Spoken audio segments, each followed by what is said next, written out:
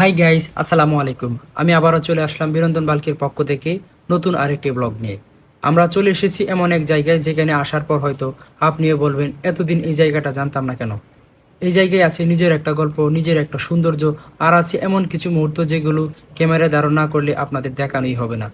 আজকের পুরো ভিডিওটা শেষ পর্যন্ত দেখবেন, কারণ শেষের দিকে এমন একটা জিনিস দেখাবো আপনাদেরকে যেটা হয়তো এই জায়গা সম্পর্কে আপনাদের ধারণায় বদলে দেবে। তাহলে আর দেরি না করে চলেন শুরু করি আজকের নতুন ব্লগ। আমি ফারদিন আহমেদ ফরিদ, আর আমার সাথে আছে আজকে রনি। আজ দুপুরবেলায় বের হয়ে গেলাম ভ্রমণের উদ্দেশ্যে। এখন আছি আমি বোটমিল বাজারে। বাজারের মাথায় গিয়ে একটা সিএনজি নিব। বাজারের মাথায় দাঁড়িয়ে আছি সিএনজির আশায়। অনেকক্ষণ ধরে দাঁড়িয়ে আছি কিন্তু কোনো সিএনজি পেলাম না। অবশেষে একটা অটো রিক্সা করে রওনা দিলাম।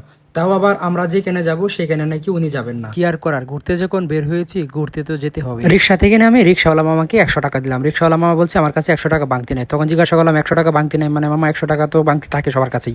তখন উনি বললো যে মামা আমি তো বের হয়েছি একটু আগে, তাই আমার কাছে বাংতি নেই। অবশেষে কি করবো, বাংতি দিতে না পেরে তখন চলে গেলাম একটা মুদির দোকানে। মুদির দোকান থেকে আমরা একটা স্পিড নিলাম। স্পিড নিয়ে 100 টাকা বাংতি করলাম। রিক্সাওয়ালাকে বাংতি দিলাম। বাংতি দেওয়ার পরে সে তখন টাকা নিয়ে চলে গেল। আর আমরা অবশেষে গাড়ির চাকা ঘুরতে শুরু করলো। শহরের ব্যস্ততার পেছনে ফেলে আমরা এখন ছুটে চলছি আমাদের গন্তব্যের দিকে। সত্যি বলতে কোনো জায়গায় যাওয়ার আনন্দটা শুধু গন্তব্যে পৌঁছানোর মধ্যে না, যাত্রাপথে প্রতিটা মুহূর্তের মধ্যেও একটা আলাদা আনন্দ থাকে। আমি আর রনি আজকে কোথায় যাচ্ছি, সেখানে গিয়ে কি কি দেখবো, আর আমাদের সঙ্গে আজকে কি কি মজার ঘটনা ঘটবে, সবকিছুই থাকছে এই ভিডিওতে। তাই ভিডিওটি শেষ পর্যন্ত দেখুন। গাজীপুরের কালিয়াকুর, শফিপুর, কোনাবাড়ি, মৌচাক কিংবা আশেপাশের এলাকায় যারা আছেন, এই জায়গাটা হয়তো আপনার কাছে অনেক চেনা, চির চেনা পথ, চেনা পরিবেশ, কিন্তু এই জায়গাটাকে হয়তো আমরা অনেকেই ভ্রমণের চোখে দেখিনি। তাই আজকে আমি আর রনি চলে এসেছি আপনাদের খুব পরিচিত এই জায়গাটাকে নতুন করে দেখাতে। দেখতে যতটা অসাধারণ মনে হচ্ছে, আসলে ভেতরে লুকিয়ে আছে বেশ কিছু সুন্দর দৃশ্য আর ঘুরে দেখার মতো জায়গা। তাহলে চলুন চেনা জায়গাটাকে আজকে একটু অচেনা চোখে দেখি আসল জায়গাটা কতটা সুন্দর। আপনাদের সাথে কথা বলতে বলতে আমরা চলে আসলাম সেই চিরচেনা জায়গাতে। যারা জায়গাটা চিনতে পেরেছেন তারা কিন্তু কমেন্ট বক্সে জানিয়ে যাবেন। দেখি তো আপনাদের মধ্য থেকে কতজন এই জায়গাটাকে চিনেন। সিএনজির ভাড়া দিয়ে সিএনজি থেকে নেমে গেলাম। এবার জায়গাটার নাম বলেই দেই। আমরা এখন দাঁড়িয়ে আছি খালিয়াদহ বাসতলী মোড়, আর আমাদের আজকের গন্তব্য হচ্ছে মকশবিল। নামটা হয়তো অনেকেরই পরিচিত, কিন্তু জায়গাটা আসলে দেখতে কেমন সেটা আজকে আপনাদেরকে ঘুরে দেখাবো। তাহলে রনি চল দেরি না করে মকশবিলের দিকে হাঁটা শুরু করি। এই বিল শুধু ঘুরতে আসার একটা জায়গা নয়, এর সঙ্গে জড়িয়ে আছে এই এলাকার মানুষের দীর্ঘদিনের জীবন জীবিকা আর প্রকৃতির এক পুরনো সম্পর্ক। স্থানীয়ভাবে প্রচলিত তথ্য অনুযায়ী বহু বছর ধরে এই বিল জলভূমিকে ঘিরে আশেপাশে মানুষের জীবন জীবিকা চলছে। বর্ষাকালে যখন বিলে পানি ভরে যেত তখন নৌকা চলতো, জেলেরা মাছ ধরতো, আর শীতকালে বিলের অনেক অংশ ধান সহ বিভিন্ন ফসল চাষ হতো। এই অপরূপ মুখোশ বিলের সৌন্দর্য উপভোগ করতে প্রতিদিন দূর দূরান্ত থেকে ছুটে আসেন অসংখ্য মানুষ। বিশেষ করে বর্ষাকালে পানিতে যখন পুরো বিল ভরে ওঠে তখন নৌকায় ঘুরে দেখার আনন্দটা হয়ে ওঠে অন্যরকম। পরিবার পরিজন, বন্ধু বান্ধব কিংবা প্রিয়জনকে সঙ্গে নিয়ে অনেকেই এখানে আসেন নৌকা ভ্রমণের আনন্দ উপভোগ করতে। চারপাশে বিস্তীর্ণ পানি, নৌকার ঢেউ আর প্রকৃতির মনোমুগ্ধকর পরিবেশ, সব মিলিয়ে মুখোশবিল যেন বাস্তব জীবনের মাঝে একটু প্রশান্তির ঠিকানা। আর সেই সৌন্দর্যটা নিজের চোখে দেখতে আজ আমি আর রনি চলে এসেছিলাম মুখোশবিলে। এখন আমার সামনে যাকে দেখতে পাচ্ছেন সে হচ্ছে রনি, আজকের ব্লগের ক্যামেরাম্যান।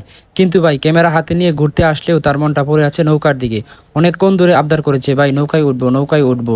শেষ পর্যন্ত তার আবদার আর ফেলতে পারলাম না, তাই ক্যামেরাম্যান সাহেবকে সঙ্গে নিয়ে আমিও উঠে গেলাম নৌকায়। এখন দেখি রনি নৌকায় ওঠার আবদারটা কতটা সার্থক হয়। চলুন বন্ধুরা, এবার নৌকার উপর থেকেই আপনাদেরকে ঘুরিয়ে দেখাই মুখোশবিলের অপরূপ সৌন্দর্য। আপনাদের সাথে কথা বলতে বলতে আমি আর রনি উঠে গেলাম নৌকায়। আর আপনারা যারা এখানে ঘুরতে আসতে চান তাদের জন্য খুব সহজ করে পথটা বলে দিই।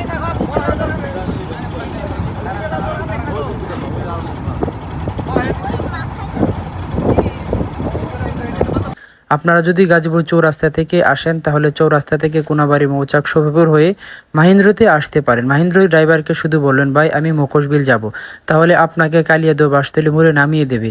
আর কালিয়াকুর থেকে আসার সময় কালিয়াকুর চন্দ্রা হয়ে শফিপুর আসবেন। শফিপুর আসার পরে সেম একই কথা, ড্রাইভারকে বললাম ভাই আমরা মকশবিল যাব, তাহলে আপনাদেরকে সিএনজি কিংবা মাহিন্দ্র ড্রাইভার আপনাদেরকে মকশবিলে নিয়ে আসবে। তাহলে আর চিন্তা কি, সময় করে পরিবার পরিজন কিংবা বন্ধু বান্ধব নিয়ে চলে আসুন মকশবিলের নৌ ভ্রমণ উপভোগ করতে। বর্তমানে আমরা যে বিলের উপর ভ্রমণ করছি, এই বিল কিন্তু ছোট কোনো জলাশয় নয়।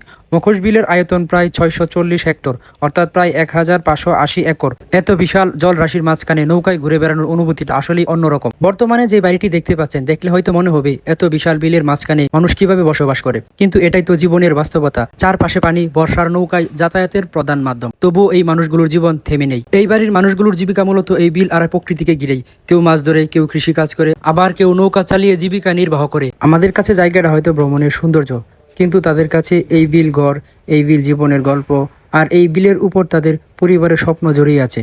দূর থেকে দেখতে যতটা সুন্দর, কাছ থেকে দেখলে এই পানির মাঝখানে জীবনটা ততটাই সংগ্রামের।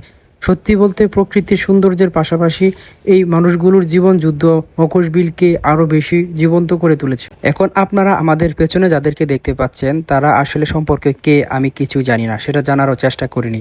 কিন্তু ভ্রমণে এসে সবার সামনে তারা যেভাবে ছবি তুলছে, ভিডিও করছে, ভালোবাসা থাকতেই পারে, বন্ধুত্ব হতে পারে, সম্পর্ক হতে পারে, যেটাই হোক, প্রকাশেরও তো একটা সুন্দর সীমা থাকা উচিত। আবারও আপনাদের সঙ্গে কথা বলতে বলতে আজকের নৌকা ভ্রমণটা এখানে শেষ হয়ে গেল। এইমাত্র আমাদের নৌকাটা ঘাটে এসে পৌঁছেছে। এখন সবাই নৌকা থেকে নেমে যে যার মতো করে নিজ কাজে চলে যাবে। তবে আমাদের আজকের ঘোরাঘুরি কিন্তু এখানেই শেষ নয়। নৌকা ভ্রমণ করতে করতে বেশ ভালোই সময় কেটেছে।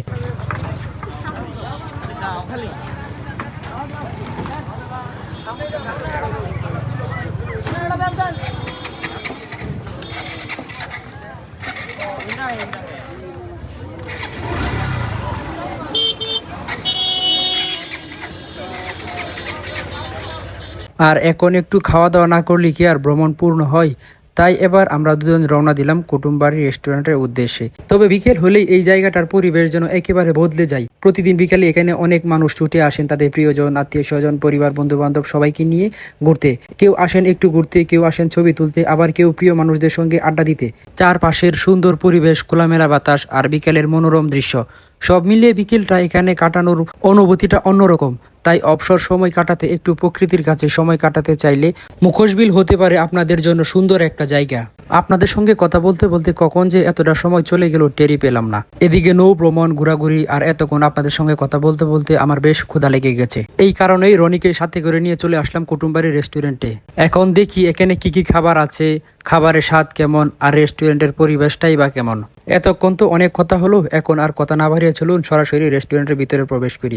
দেখি কুটুমবাড়ি রেস্টুরেন্টের ভিতরে পরিবেশটা কেমন, কি কি খাবার আয়োজন আছে। ভিতরে ঢুকতেই এমন একটা জিনিস চোখে পড়লো যেটা দেখে সত্যি বলতে আমি একটু অবাক হয়ে গেলাম। ফটো সেশনের জন্য এত সুন্দর করে একটা রুম সাজানো হয়েছে, চারপাশে দোলনা, সোফা আর বিভিন্ন ধরনের সুন্দর ডেকোরেশন, সব মিলে জায়গাটা বেশ আকর্ষণীয় লাগছে। সবচেয়ে মজার বিষয় হলো আমি যখন এর আগে এখানে এসেছিলাম তখন কিন্তু এই জায়গাটা ছিল না। মানে আগের পরিচিত কুটুমবাড়ি রেস্টুরেন্ট এবার নতুন করে যোগ হয়েছে এই ফটো সেশন কর্নার। খাওয়া দাওয়ার পাশাপাশি এখন এখানে এসে চাইলে সুন্দর কিছু ছবি তুললে রাখতে পারেন। সত্যি বলতে রেস্টুরেন্টে ঢুকে এমন সুন্দর একটা ফটো সেশন স্পট পাবো এটা কখনো আশা করি নাই। রনিকে জিজ্ঞাসা করলাম তুই কি খাবি? রনি বলল ভাই দই ফুচকা খাবো। তাই দেরি না করে দুজনে মিলে দই ফুচকা খাওয়া খেতে শুরু করলাম। সত্যি বলতে ঘোরাঘুরির পর দই ফুচকাটা বেশ জমে গেছে। আর আপনারা যদি মুখোশবিল ঘুরতে আসেন তাহলে একটু সময় করে কুটুমবাড়ি রেস্টুরেন্টে অবশ্যই ঘুরতে আসবেন। খাওয়া দাওয়ার পাশাপাশি এখানের পরিবেশটা বেশ সুন্দর। আর এখন তো রাত হয়ে গেছে, তাই চলুন আপনাদেরকে রাতের বেলার বাসতলীর পরিবেশটা দেখাই। দিনের বেলায় জায়গাটা যেমন সুন্দর, রাতের আলোয় কিন্তু পরিবেশটা একেবারে অন্যরকম লাগে।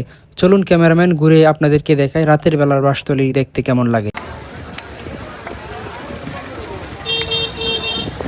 এরকম নতুন নতুন পরিবেশে নতুন নতুন ব্লগ, নতুন নতুন ভিডিও পেতে আমাদের পেজটিকে ফলো করে রাখবেন আর আমাদের ইউটিউব চ্যানেলটাকে সাবস্ক্রাইব করে রাখবেন।